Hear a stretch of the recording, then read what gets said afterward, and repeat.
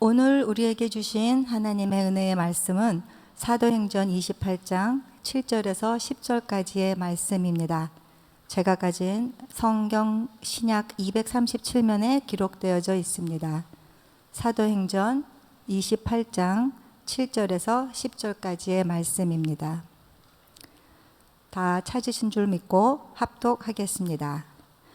이 섬에서 가장 높은 사람 보블리오라 하는 이가 그 근처에 토지가 있는지라 그가 우리를 영접하여 사흘이나 친절히 머물게 하더니 보블리오의 부친이 열병과 이질에 걸려 누워 있거늘 바울이 들어가서 기도하고 그에게 안수하여 낫게 하매 이러므로 섬 가운데 다른 병든 사람들이 와서 고침을 받고 후한 예로 우리를 대접하고 떠날 때에 우리 쓸 것을 배에 실었더라. 아멘. 한번 따라해 보겠습니다. 은혜의 종착역이 되지 말고 통로가 되라. 우리 다 같이 한번 해봅시다. 시작. 은혜의 종착역이 되지 말고 통로가 되라. 아멘. 바울이 탄 알렉산드리아호 배가 유라굴로 광풍에서 거의 죽을 뻔했었죠.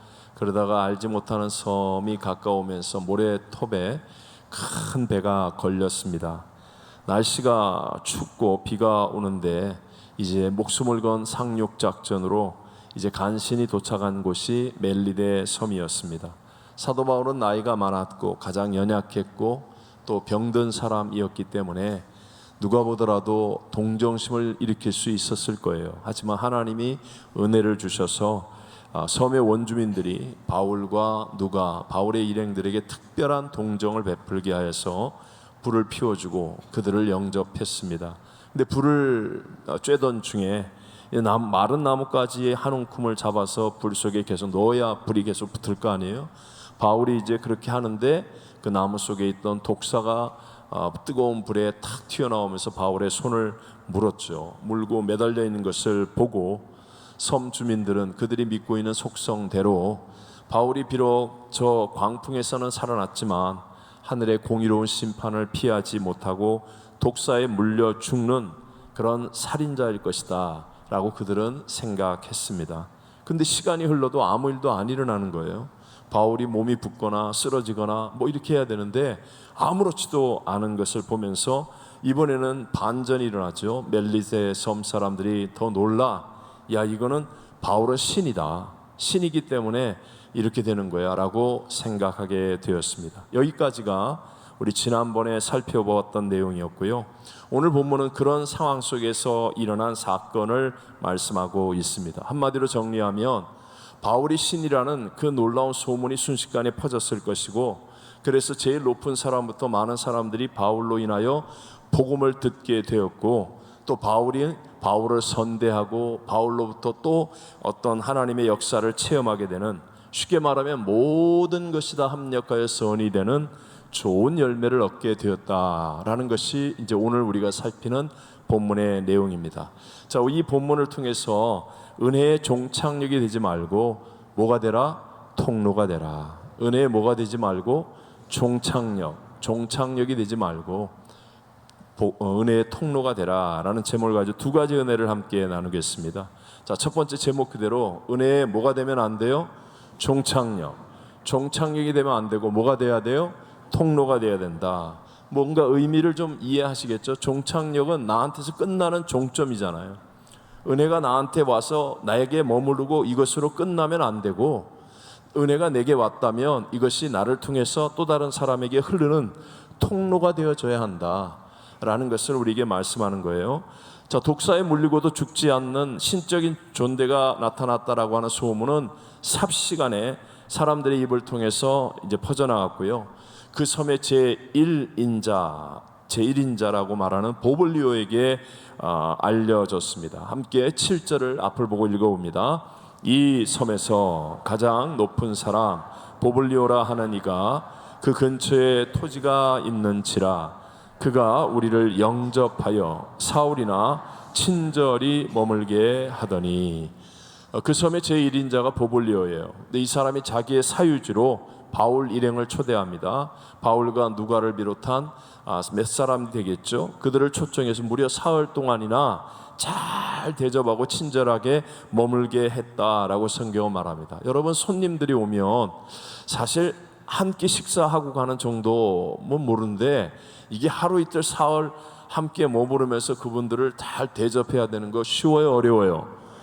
쉬운 일이 아니라는 거예요. 요즘 같은 세상에도 뭐 인스턴트도 많고 여러 가지 편리한 것도 많은데도 어려운데, 하물며 그때 당시에 예측하지 못했던 사람들을 자기 집에 모시고 와서 대접하는 거 결코 쉬운 일이 아니라는 거예요. 그런데도 불구하고 바울 일행은 정말 큰 은혜를 받은 겁니다. 생면부지의 사람을 만났는데, 전혀 낯선 곳인데 죽을 뻔했는데 오히려 대접을 받으면서 정말 하나님의 큰 은혜를 받은 것이 되었죠.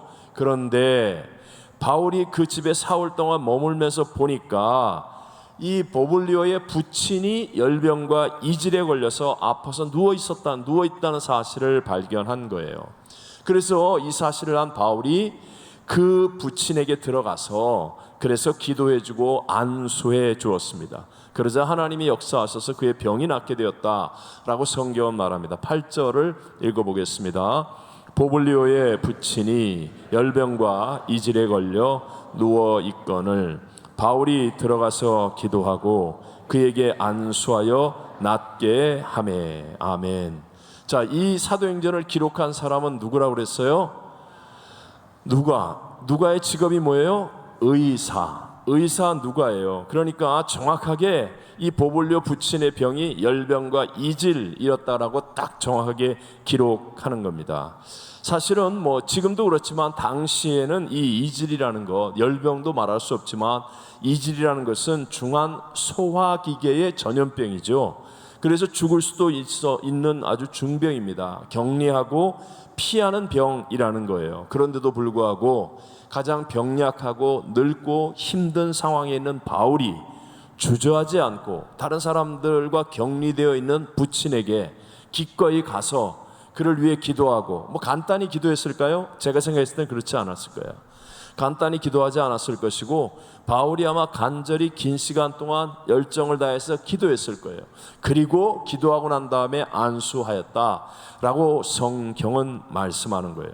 이 말의 의미가 무엇이겠습니까? 바울이 말입니다, 276명을 살리잖아요. 전적인 하나님의 은혜로 멜리데 섬에 왔고, 그래서 그 섬에서도 동정을 받았고, 섬의 제1인자인 보블리오 집에 가서 사흘 동안이나 어마어마한 대접을 받은 겁니다. 이것을 하나님의 은혜라고 말하는 거예요. 근데 그 은혜를 받고 난 다음에, 그래 나는 은혜 받을 만한 사람이야, 나한테는 그래야지, 그러면서 그냥 세상 말로 얘기하면 입 딱 씻고 당연히 은혜 받는 거지, 뭐 내가 이 정도는 했잖아, 276명 내가 살렸잖아, 내가 이렇게 했으니까 내가 이 정도는 받아야지 라고 생각하지 않았다는 거예요. 이게 정말 중요한 거예요. 바울은 하지 않아도 되는 일인데도 불구하고 자기가 받은 은혜가 자기가 종착점이 되게 하지 않는 겁니다. 은혜의 역사가 계속 일어나게 만드는 겁니다. 그래서 자기가 종착점이 되지 않고 기꺼이 전염병에 걸릴 수 있는 위험이 있는데도 불구하고, 더 약하고 더 피곤하고 더 연약했을지도 모르는데도 불구하고 그 부친에게 가서 간절히 기도했어요. 내가 생각했을 때는 4시간, 5시간, 6시간 기도하지 않았을까요? 제가 이때까지 못한 것 중에 하나가, 조영기 목사님 흉내내면서 못한 것 중에 하나가 그 부흥회 집회하면서 호텔에서 6시간 기도하는 걸 아직 못 해봤어요. 6시간을 기도하려고 하는데 꼭 중간에 밥 먹으러 나오라고 그래가지고 내가 이 밥 먹는 것 때문에 그 밥도요, 그쪽 교회에서는 막 준비해가지고 대접하는 분이 오랫동안 기도하고, 근데 내가 강사가 안 나간다고 안 먹는다고 그러면 그 굉장한 신뢰거든요. 어쨌든 간에 변명과 핑계이지만, 근데 제가 이렇게 성경을 읽으면서 마음속에 딱 드는 생각이, 바울이 기도하고 그러면서 안수했다라고 할 때 바울이 짧은 시간 기도한 게 아니에요. 아마 긴 시간 동안 간절하게 기도했을 거예요. 그리고 안수하니까 놀라운 기적이 일어나게 되더라. 분명하지요? 바울은 은혜의 종착점이 아니에요. 은혜의 종착점이 아니에요. 이 은혜가 반드시 다른 사람에게 흘러가게 하는 통로가 되었다라는 것입니다. 그러니까 그 다음에 무슨 일이 일어납니까? 9절 말씀을 읽어보겠습니다. 이러므로 섬 가운데 다른 병든 사람들이 와서 고침을 받고. 자, 바울이 자기가 당연히 받을 은혜를 받은 거야. 내가 대접받을 만하지. 이렇게 하면서 그냥 그 대접받고 은혜 받는 것으로 머물러 있는 종착점이 되지 아니하고 기꺼이 병든 사람에게 찾아가서 긴 시간 동안 수고하고 노력하며 기도하고 안수하여 은혜를 흘려 보냈더니, 그랬더니 섬 안에 있는 많은 병자들이 와서 다 고침을 받았다. 쉽게 말하면 왕성한 하나님의 역사가 크게 일어났다, 안 일어났다? 일어났다. 여러분, 이거 명심하셔야 됩니다. 여러분 가운데 혹시 내가 신앙생활 열심히 했습니다, 그래서 그 열심히 한 어떤 은혜를 체험했습니다, 또 하나님의 복도 받았습니다, 뭐 어쨌든 간에 신앙생활로 난 평안을 얻었고 안정을 얻었습니다. 근데 이상하게 내게 요즘은 자꾸 더 큰 역사들이 안 일어나. 뭔가 정체되어 있는 것 같아요. 내가 옛날에는 그래도 열심히 하면서 막 은혜가 왕성했는데 나를 통해서 놀라운 역사들이 일어난 것 같았는데, 근데 요즘은 왠지 은혜가 머물러 있는 것 같고, 멈춰 있는 것 같고, 사라진 것 같고, 역사가 안 일어나는 것 같은 느낌을 갖는 분이 있다면, 그렇다면 여러분 확인하셔야 돼요. 은혜가 지금 나에게 종착점이 되어 있지 않은지, 주일날 내가 예배드리면서 받은 은혜가 나에게 종착점이 되어 있지는 않은지, 내가 그거 가지고 가서 다른 사람에게 은혜를 흘려 보내 주었는지, 그냥 나만 은혜 받고 나만 생각하고 그냥 내가 종착점이 되어 있지 않은지, 내가 분명히 어떤 일을 하면서 은혜 받았습니다, 함께 하면서 기쁨을 얻었습니다, 근데 그것이 나에게 지금 종착점이 되어 있지 않은지, 그걸 다른 사람에게 증거하고 전화해주고 흘려보내주고 있는지, 내가 지금 그것으로 끝, 내가 예배드리면서 은혜 받은 것으로 끝, 내가 깨달은 것으로 끝, 내가 응답받은 것으로 끝, 기도 성령 대망에 올라가서 성령 받은 것으로 끝, 새벽 예배 특세에 나와가지고 열심히 기도한 것으로 끝, 내가 종착점이 되어 있다면, 여러분, 하나님이 우리를 통해서 이루고자 하시는 왕성한 역사, 날마다 더 풍성해지는 선순환의 역사가 멈추어버릴 수 있다는 거예요. 그래서 여러분 돌아보셔야 됩니다. 무슨 일이 있더라도 내게 주신 은혜가 내가 종착점이 되면 된다, 안 된다? 안 된다. 다시 한번 확실하게 하세요. 종착점이 되면 된다, 안 된다? 안 된다. 어떻게 돼요? 흘러야 돼요. 통로가 돼야 돼요. 전해져야 돼요. 그러면 하나님의 새 역사, 더 큰 역사, 내가 생각하지 못했던 크고 은밀한 놀라운 일들이 더 풍성하게 우리의 삶에 체험되게 될 줄로 믿습니다.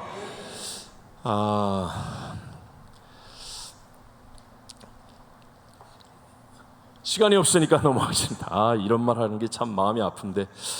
자, 그럼 두 번째로 사실 우리 교회가 두 번째 좀 있다가, 우리 교회가 앞에 거 다 중간에 뺀 거예요. 지금 중간에 다 빼고, 우리 교회가 그래도 하나님의 기쁨이 되고, 우리 교회 속에서 하나님이 주시는 능력이 계속하여 나타나고, 이렇게 되는 이유가 무엇입니까? 그럼 예를 들어서 지금 당장에도 우리 단기 선교를 통하여 우리가 은혜의 종착점에 흘러가게 하고 있어요. 그렇죠. 우리 교회가 그 일을 하고 있기 때문에 우리가 어찌하든지, 우리가 LA에서 미국에서 이렇게 편안하게 잘 지낼 수 있는데도 불구하고 저 도미니카로 어디 멕시코로 어디로든 간에 내가 종착점이 아니라, 우리 교회가 종착점이 아니라 축복의 통로가 되려고 하는 것. 우리 교회가 장작교회로 정말 조영기 목사님의 영성과 최자신 목사님의 영성의 복을 받았거든요. 어마어마한, 이건 하나님의 섭리 안에서 어마어마한 은혜가 있는 교회거든요. 근데 우리 교회가 종착점이 되지 않고 장작교회로 다른 연약한 북미총회나 다른 교회들, 우리 세계선교에 속한 다른 지역들을 섬기게 하고 통로가 되게 하려는 것, 또 우리가 성시와 같은 것을 통하여서 우리 교회는 정말 LA에서 안정적인 교회, 여기에서 종착점이 되려고 하지 않고, 우리가 좀 희생을 하더라도, 좀 피곤하고 힘들더라도, 손님을 섬기고 행사를 하면서 지친다 할지라도 우리가 계속하여 종착점이 되지 않고 통로가 되어서 흘려보내려고 할 때, 여러분, 우리가 잃어버리는 것보다 얻게 되는 것이 더 크고 많은 것임을 믿게 되시기를 바랍니다. 우리 개인도 마찬가지고 교회도 마찬가지고 명심하셔야 돼요. 우리는 은혜의 종착점이 되면 안 돼요. 내가 받은 은혜를 나에게서 끝을 내면 안 돼요. 가만히 있으면 안 된다고요. 내가 정말 은혜를 받았다면 반드시 은혜가 나를 통하여 다른 사람에게 흐르는 뭐가 돼야 돼요? 통로가 돼야 돼요. 통로가 되어지는 축복을 누리는 저와 여러분 되시기를 주님 이름으로 축원합니다. 두 번째, 당연한 것이 당연한 게 아님을 알고 감사함으로 은혜를 소중히 여겨야 합니다.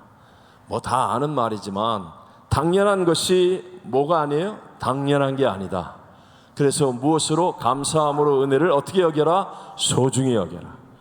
자, 정말 이거 또 되새기고 우리의 삶에 적용하고 적용해야 되는 일이에요. 바울과 그의 일행은 보블리오와 섬 주민에게 받은 호의, 즉 하나님의 은혜를 당연한 것으로 여기지 않았죠. 그래서 이렇게 통로가 되어졌잖아요. 그 섬겼지 않습니까? 병든 자들을 향해서 다 기도하고 그들을 기꺼이 맞이하고 예수의 이름으로 승리하고, 이게 쉬운 일은 아니죠. 근데 하나님의 은혜를 당연하게 여기지 않고 그것으로 감사함으로 소중히 여기는 마음. 또 보블리오와 멜리데 섬 사람들도 지금 바울을 통해서 놀라운 하나님의 은혜를 받았지 않습니까? 자기의 아버지가 죽을 병에서 낫고 섬 안에 있는 병자들이 막 낫고 그 은혜를 받고 난 다음에 그것을 당연시 여기지 않고 우리가 뭐 밥 먹여줬으니까 뭐 이거 당연한 거지 이렇게 하지 않고 그들이 감사하지 않습니까? 오늘 성경에 뭐라고 이렇게 기록해요? 10절을 읽어보겠습니다. 후한 예로 우리를 대접하고 떠날 때에 우리 쓸 것을 배에 실었더라. 여러분, 이게 하나님의 놀라운 역사를 만드는 길이라는 것을 기억하셔야 돼요. 우리 지난 주일날 백부장의 칭찬 듣는 믿음에 대해서 배웠죠. 그의 첫 번째가 뭐였어요? 감사합니다. 뭐 일주일이면 돼. 우리는 다. 내가 다음 주일날 지난 주일에 했던 설교 똑같이 할까 봐 그냥 정말. 어떤 목사님 그랬다며 그냥 새로 부임했는데 설교를 딱 하더래요. 그 다음에 다음 주일날 똑같은 설교를 또 하더래요. 세 번째 주일날 또 하더래요. 그래갖고 교회 리더들이 가가지고 목사님은 설교가 그거밖에 없습니까? 그러시더라. 그 목사님 뭐라고 그랬어요? 해도 아무도 기억도 못하고 지키지도 않으니까 내가 계속 하는 거야. 할 때까지, 지킬 때까지 하는 거라고. 이야, 그 목사님 정말 훌륭하다 정말. 난 배짱이 없어서 그렇게 못해. 내가 다음 주일날 그냥 지난주에 했던 거 똑같은 거 해보고 싶은데. 어쨌든 백부장의 칭찬 듣는 태도, 이타적인 태도라고 그러죠. 이타적인 태도. 여러분, 말세적인 현상이 뭐라고 그랬습니까? 말세가 되면 사람들이 수없이 많은 은혜를 받았음에도 불구하고 자기를 사랑해요. 이기적이에요. 감사가 없습니다. 감사가 없어집니다. 그래서 그렇게 많은 은혜를 받고도 자기한테 한두 가지 불편한 것이 생기면, 뭔가 잘못된 것이 자기 눈에 띄면 그러면 지적하고 따지고 공격하고 삐지고, 말세가 되면 세상의 풍토가 그렇게 바뀌어요. 그러니까 나 혼자 못 막아요. 못 막아요. 나 혼자 못 막는다고. 말세가 되면 이게 풍토예요. 근데 중요한 건 뭡니까? 우리는 그런 물결에 그대로 쓸려가면 된다 안 된다? 안 된다는 거예요. 우리가 믿음으로 승리하려면 그런 물결에 그대로 쓸려가면 안 되고 반대의 성량을 갖기 위해 내가 애쓰고 노력해야만 한다는 겁니다. 이건 내가 해야 될 일이에요. 세상 사람들이 다 이기적이고 자기밖에 모르고 자기한테 좋은 게 좋은 거라고 말할 때, 나는 이런 세상에서 구원받는 하나님의 사람, 승리하는 하나님의 사람이 되려면 이런 성량을 내가 쓰려가면 안 되고 반드시 내가 힘을 다해서 이타적인 사람이 되려고, 감사하는 사람이 되려고 노력해야 한다는 것입니다. 제가 일본 에세이 종이학이라는 그 에세이집이 있습니다. 이것을 지은 이무라 가즈키오는 일본에서 보기 드문 기독교인이었습니다. 아주 적은 숫자인데 이분은 기독교인이었어요. 일본 의과대학을 나와서 내과 의사로 일하던 유능한 분이었습니다. 그런데 32살의 젊은 나이에 세상을 일찍 떠납니다. 사망 이유는 섬유 6종암, 이 암이 폐암으로 전이되었기 때문에 그래서 이제 세상을 떠나는 거예요. 이제 의사니까 또 좀 더 알겠죠. 자신이 이제 암으로 죽을 것임을 알고 마지막으로 남긴 글들이 이 에세이집처럼 종이야이라는 책으로 만들어진 거예요. 정말 많은 사람들의 마음을 울리는 그런 글들을 남겼습니다.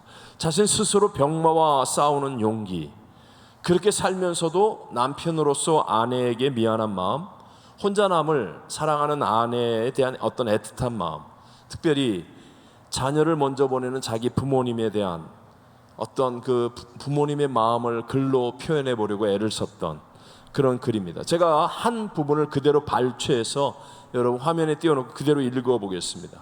제목이 뭐냐? 소중한 것은 눈에 보이지 않는가 보다. 소중한 것은 어떻다고요? 눈에 보이지 않는가 보다. 이 제목이에요. 이렇게 아름답고 귀한 것에 사람들은 왜 감사할 줄 모를까?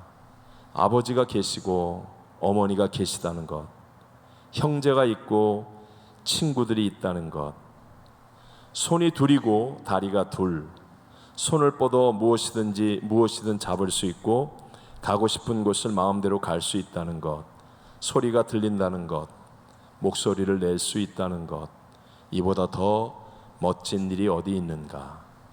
그런데 이 아름답고 귀한 것에 아무도 감사할 줄 몰라. 그거야 당연한 건데 뭘 하면서 하루 세 끼 밥 먹고 밤이 오면 잠자고 다음날 아침을 맞는다는 것, 웃고 울고 노래하고 소리치고 뛰어다닌다는 것, 산을 오르고 바닷가를 거닌다는 것, 바람, 구름, 별, 소나기, 꽃, 눈, 낙엽, 풀벌레, 울창한 숲, 이렇게 멋지고 아름다운 것에 아무도 감사할 줄 몰라. 그 모든 것이 얼마나 눈물나게 소중한 것인지, 그 모든 것이 얼마나 아름답고 신나는 것인지, 그 모든 것이 얼마나 감사한 것인지 아무도 몰라. 그걸 아는 사람은 마침내 그 모든 걸 잃어버린 사람뿐. 저는 이 마지막 글이 너무 오랫동안 마음에 남았어요. 그걸 아는 사람은 마침내 그 모든 걸 잃어버린 사람뿐. 잃고 난 다음에 그 감사함과 은혜의 소중함을 깨달으면 그건 어리석은 사람이잖아요. 이분은 마지막 죽어가면서 우리에게 그걸 깨우쳐 주는 거예요. 이것이 얼마나 내가 많은 은혜를 받았는지 여러분 한번 우리에게 적용해 보시기 바랍니다. 제가 오늘 새벽 예배 때 우리 하와이 마우이 섬, 우리 마우이 순복음교회 목사님과 그 교회들이 이야기가 조선일보에도 나왔더라고요. 그 어려운 당한 이웃들에게 샌드위치도 만들어주고 막 애쓰는 그런 것들이 나오는데 한번 짧게 만든 동영상이니까 몇십 초짜리예요. 한번 보겠습니다. More than 270 structures have been damaged or destroyed. Of an island paradise palm tree because it is isolated as an island. Some people were forced to drive through the raging flames just to escape Lahaina. There were lines of burned out cars abandoned by Burned down. Block after block, houses are burnt and residential community. There is a shortage of funding to victims and the listen to what FEMA says. 여러분, 저 아름다운 관광지 하와이 마우이가 왕조들의 터전이 80% 정도가 다 불에 탔다는 거예요. 최고의 관광지가. 우리 한인들이 살고 있는 곳은 불과는 반대 다른 곳이지만 사업장은 많이 탔대요. 그래서 많은 분들이 지금 어려움을 겪고 있고 수많은 관광객들이 발이 묶여 있고, 누가 저곳에 관광 가면서 저런 일을 겪으리라고 상상이나 했겠습니까?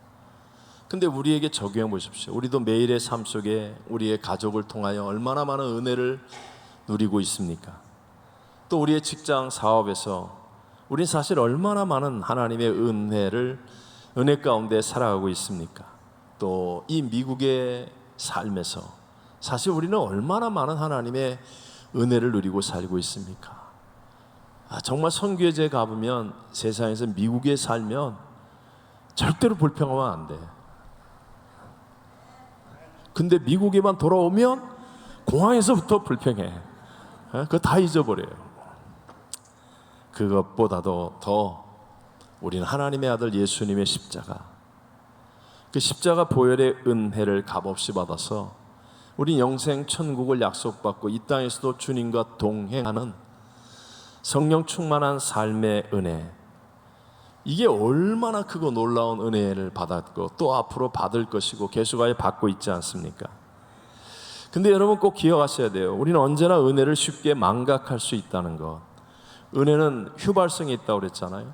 알코올 뿌려놓으면 순식간에 휙 하고 알코올 날라서 없어져 버리는 것처럼 분명히 은혜 충만히 받았는데 순식간에 휘발성이 있어서 사라진다는 겁니다. 작은 가짜 정보 하나만 들어와도, 누가 무슨 소리 한마디만 들어도 그냥 은혜는 순식간에 날아가 버리고, 그리고 자기 공로, 자기 권리의식 이런 것으로 가득 차서 그래서 교만하고 넘어지는 사람이 될 수 있다는 거예요.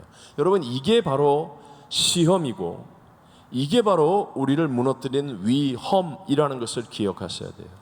은혜를 은혜로 깨닫지 못하는 것. 그래서 은혜로 시작했다가 공로를 내세우면서 결국은 처음 된 자가 나중되고 이런 실패의 길을 갈 수 있다는 것. 여러분 명심하셔야 됩니다. 은혜가 메마르면 제자 못 됩니다. 은혜가 메마르면 주의 사람으로 살아갈 수가 없습니다. 그러나 바꿔 얘기할까요?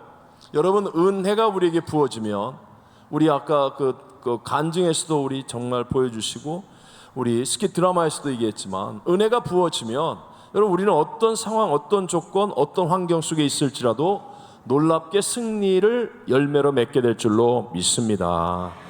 사도 바울이 어떻게 고백합니까? 사도 바울이 뭐가 몸이 건강해서 아니면 뭐 특별한 뭐가 있어서 아니에요. 사도 바울이 위대한 삶을 살 수 있었던 것은 우리 잘 아는 고린도서 15장 10절에 그러나 나의 나 된 것은 무엇으로? 하나님의 은혜로 된 것이니, 하나님의 은혜를 늘 기억하고 은혜를 감사하고 은혜 위에 은혜로라, 은혜로 충만한 삶을 사니까 바울에게는 더 많은 어려움이 있었고 더 많은 장애가 있었고 더 많은 대적이 있었지만, 그러나 바울은 승리하는 인생을 살았고 정말 가치 있고 멋진 행복한 인생을 사는 사람이 될 수 있었다는 거예요. 회개를 어떻게 합니까? 내 힘으로 못합니다. 그러나 하나님의 은혜가 임하면 회개가 저절로 됩니다. 누가 사명을 따라 살아갑니까? 내가 혀 깨물고 이를 악물면 됩니까? 안 됩니다. 하나님의 은혜가 부어지면 사명 따라 살 수 있게 될 줄로 믿습니다. 누가 고난을 이길 수 있습니까? 의지가 강해서, 아니면 뭐 빽이 좋아서 힘이 강해서? 아닙니다, 여러분. 그건 진짜 고난을 안 겪어봐서 그렇습니다. 우리 주리추의 집사님이 간증하신 것처럼 은혜가 부어지면 어떤 고난이 내게 다가와도 결국은 이기는 자, 내 안에 강함이 있어서 어떤 문제가 다가와도 그것들을 능히 이길 수 있는 사람이 되어질 줄로 믿습니다. 교회 봉사 여러분 어떻게 하시려고 합니까? 해야 되는 거거든요. 사명 붙들고 마지막 시대에 살아야 하거든요. 내 힘으로 하려고 제발 하지 마십시오. 내 힘으로 재정국 봉사하는 거 아니고, 내 힘으로 교회 봉사하는 거 아니고, 내 힘으로 식당 봉사하는 거 아니고, 내 힘으로 교사하는 거 아니고, 내 힘으로 하는 거 아니에요. 내 힘으로 하는 사람은요 표시납니다. 조금 지나면 조금만 한계가 넘어가고 조금만 어떤 다른 문제가 생기고 조금만 다른 환경이 만들어지면 금방 표시납니다. 다 알아요. 다 알아. 하나님도 알고 이웃도 다 알아요. 그런데 어떤 문제가 다가오고 어떤 대적이 다가오고 어떤 장애물이 생겨도 끝까지 이기는 자, 다른 사람을 살리고 바울과 멜리데섬 사람들에게 하나님의 영광과 영향력을 증가할 수 있는 사람은 바로 하나님의 은혜가 충만한 사람인 줄로 믿습니다. 그래서 은혜에 초점을 맞춰야 되는 거예요. 그래서 감사할 줄 알아야 되는 거예요. 받은 은혜를 감사하고 은혜를 소중히 여기는 겁니다. 무엇보다도 여러분 먼저 예배에 성공하는 사람이 되시기를 바랍니다. 예배에 성공 안 한 채 몇 가지 봉사는 가능하다니까요. 얼마 동안은 가능하다니까요. 근데 그거로 원수마귀를 못 이깁니다. 정말 하나님이 예배한 축복의 자리까지 못 갑니다. 내 힘으로 하는 건 한계가 있다는 거예요. 어떤 일이 있더라도 예배가 우선순위의 첫 자리가 되도록 만들어야 됩니다. 이게 여러분 정말로 지금은 여러분이 그래도 여기까지 해왔기 때문에 괜찮죠? 제가요 지금 전에 우리 마우이 본 것처럼 누가 거기 관광지, 아름다운 관광지, 우리 내가 인규 집사님 그러더라고. 거기 지금 불날 때 아니래요. 습할 때래요. 예? 그게 여러분 이제 앞으로 우리 앞에 다가올 고난을 여러분 예측할 수 있을 거라고 생각합니까? 우리 앞에 다가오는 유혹을 여러분 예측하고 지금처럼 해서 이길 수 있다고 생각하십니까? 내 힘으로 내가 여기까지 왔으니까 내가 정신 차리면 돼. 제발 착각하지 마십시오. 이제 마지막 시대에 우리 앞에 다가올 유혹과 환난과 이상기후, 난리, 지진, 화산 폭발, 전쟁, 기근, 경제적인 파탄, 무슨 일이라면 내가 은행에 예배해 놨으니까, 우리 집은 높은 데 있으니까, 뭐 우리 집은 수도가 잘 나오니까, 이제는 그런 거 갖고는 안 된다니까요. 그런 거 갖고 안 된다니까요. 이길 수 있는 길은 오직 하나님의 은혜밖에 없습니다. 은혜밖에 없어요. 그러니까 지금 여러분이 예배 드리는 게 힘들면 땡이라니까, 땡. 지금 여러분 예배의 우선순위를 철저하게 만들어 가야 되는 거예요. 이게 나와 내 다음 세대, 내 가족을 살리는 일이니까요. 지금 정신 차리고 예배 드리는 일에 우선순위를 만들어야 돼요. 우리 재정국이 주일날 보통 늦게 하면 좀 오래까지도 해요. 그래서 기도원을 못 올라갔어요. 근데 재정국이 기도하고 기도원 올라가는 날은 다 스톱! 그리고 월요일날 와서 해요. 월요일날. 그리고 기도원 올라가는 거예요. 기도원 올라가는 거예요. 이야. 그러니까 이렇게 얼굴이 막 빛이 나잖아요. 막 하나가 돼가지고 그냥 문제없이 은혜 속에서 일하잖아요. 롱런 하잖아요. 롱런. 아무것도 아니라고요? 아닙니다. 여러분 지금 빨리 여러분 예배의 우선순위를 회복해야 됩니다. 철저하게 삶의 습관을 만들어야 돼요. 요즘 우리 부부 제자훈련 하는데 저 봐요. 이충민 집사님 수요예배, 금요예배 예배의 우선순위를 둬갖고 그냥 목숨 걸고 나오고 있는 거예요. 목숨 걸고 지금. 에? 어디 갔어? 우리 명열한 집사님도 어디 갔어? 저쪽에 있나 여기. 목숨 걸고 나오는 거야. 우리 장 집사하고 그냥. 에? 우리 장 집사도 이사 가가지고 그냥 반쯤 죽음인데 예배 우선순위 두고 막 목숨 걸고 나오는 거예요. 근데 지금 저렇게 나올 때 잘 몰라요. 이게 훈련입니다. 머슬 메모리처럼 여러분의 삶이 예배 우선순위가 철저하게 훈련돼야 됩니다. 철저하게 훈련되어야 꽝! 할 때 그때 여러분 하나님의 은혜밖에는 이길 길이 없는데 이게 예배로 가는 거예요. 예배로. 저는 제가 간증했잖아요. 제가 군대에서 정말 깨달은 게 하나님이 저에게 보여주신 거예요. 삼청교육대 할 때 제가 5분 대기조를 했거든요. 군대에서. 근데 5분 대기조 뭐 복잡한 얘기 뭐 여자분들 또 군대 얘기하면 막 열받아. 다 관두고 이게 이제 전쟁이 나면 저희가 예비사단이기 때문에 5분 대기조 뭐냐 5분 안에 전선에 투입되는 거예요. 실탄을 가지고 자동차가 다 항상 우리 부대 앞에 있어요. 그 한 달 동안. 그리고 사이렌이 딱 울리면 실탄이 바로 차에 지급되고 우린 잘 때도 군화 신고 자야 돼요. 군화 신고 철모를 베고 자요. 한 달 동안은. 화장실을 갈 때도 조로 가지고 갔다가 그냥 하면 그냥 5분 안에 그 차를 못하면 박살나는 거예요. 그 차 타고 가면서 실탄을 나눠주고 이제 진짜 실전 자리에 투입이 되는 거예요. 이게 5분 대기조군요. 5분 안에 전투하는 자리에까지 반드시 가야 돼요. 근데 매번 훈련을 합니다. 훈련을 해갖고 막 사이렌 울리면 막 5분 안에 차 타고 가면 이제 부대 입구까지 막 갔다가 거기서 딱 해갖고 점검하고 그래 가자 이제 됐어 이렇게 훈련을 해요. 비가 어마어마하게 쏟아지는데 5분 대기조 비상이 걸린 거예요. 자다가 일어나가지고 어떤 놈이 이 비 오는데 이런 훈련을 시키냐고 이를 부득부득 깔면서 그냥 그러고 자동차를 탔는데요. 보통 흉내만 내는데 실탄을 다 지급을 하는 거예요. 실탄을. 그러면서 소대장이 벌써 안색이 달라. 야 이건 진짜다. 실탄을 지급하고 가서 쏘라는 거예요. 예? 이게 말이 됩니까? 근데 갔는데 청계산 입구까지 갔어요. 거기서 딱 내려가지고 하는데 삼천교육대성이 탈영을 해가지고 민간인들을 막 죽이고 가는 거예요. 이 사람이 옛날 이 8사단 운전병 출신이었어요. 지리를 너무 잘 알아요. 탄약고를 털고 막 그냥 민간인을 몇 명 안 되지만 막 죽이고 그냥 도망가는 거예요. 악이 받쳐서. 그걸 잡아야 되는데 못 잡으면 사살하라는 거예요. 근데 막 얼마나 긴장되는 줄 아세요? 에? 총소리가 빵빵빵빵 나는데 진짜예요, 진짜. 가는데 정말 저 앞에서 총알이 보통 5발에서 10발에 하나 야광탄이라는 게 있습니다. 자기가 쏘는 총이 어디로 가는지를 알려주는 이게 총탄 안에 이렇게 끼워져 있어요. 그래서 한 번씩 쫙 야광탄이 길을 알려주는 거예요. 갑자기 막 타다다다다다 막 총소리가 막 나는데 야광탄이 날라오는데요, 진짜로 우리 있는 대로 날라오는 거예요.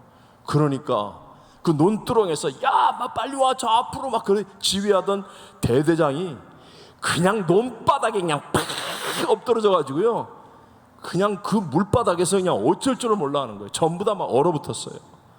그래서 막 사격하라는 거예요. 저도 쐈어요. 논두렁에 엎드려 가지고 뭐 어디다 쏴요? 그냥 하늘에다 쐈지 뭐. 안 쏘면 안 될 것 같아요. 하늘에다 대고 에라 모르겠다 그냥. 정말로요, 정말 무서웠어요. 근데 2명이 상황을 끝냈습니다. 싹 돌아가서 수류탄을 던지고 사살을 했어요. 도망간 탈영병이 3명이었어요. 근데 그 2분이 누구냐? 월남전에 참석했던 중사, 육군사관학교를 갓 졸업한 신빙소위. 그러니까 이게 제가 뭘 배우는 줄 아세요? 이게 머슬 메모리라는 거예요. 철저하게 훈련한 사람은 비상 상황이 딱 생겼을 때 이게 몸이 움직여요. 우리도 왜 소방훈련 뭐 머리로 다 알죠? 지진이 나면 뭐 어떻게 하고. 근데 막상 이제 뭐 불이, 우리 교회는 그런 게 없겠지만 뭐 난리가 일어나 봐요. 꼼짝 못합니다. 꼼짝 못해요. 머리가 하얘지면서 그냥 아무 생각이 안 나는 거예요. 말세가 되면 많은 사람들이 이런 얘기합니다. 그때 내가 뭐 다 아는데 그때 가서 열심히 하죠. 그때 가서 기도하죠. 뭐 그때 가서 내가 교회 가서 뭐 하나님을 붙잡으면 되죠. 뭐 그때 가서 될 것 같아요? 이건 그 정도가 아니에요. 이건 그 정도의 사건이 아니고요, 원수마귀가 어마어마한 능력과 영향력을 가지고 그냥 세상을 덮으려고 하는데, 내가 그때 가서 내 힘으로 된다고요? 아닙니다. 정말입니다. 정말 정신 차리고 예배의 우선순위, 여러분 하나님의 은혜 받는 사람의 자리를 지키는 그 복을 놓치지 않게 되시기를 바랍니다. 이게 사는 거예요. 은혜를 소중히 여기는 사람. 자, 은혜의 종착역이 되지 말고 뭐가 되라? 통로가 되셔야 합니다. 당연한 게 당연한 것이 아닌 것을 여러분 기억하셔야 돼요. 잃어버리고 난 다음에 그때서야 후회하지 말고 은혜가 있을 때 감사함으로 은혜를 소중히 여겨서 무슨 일이 있더라도 여러분 은혜 받는 자리를 지키고 은혜 받을 줄 아는 사람이 되어지고 은혜 속에 살아가는 사람이 되셔서 세상이 어떻게 변한다 할지라도, 어떤 대적과 문제가 다가온다 할지라도 능히 이기는 우리 금요예배 모든 성도들 되시기를 주의 이름으로 축원합니다. 축원합니다.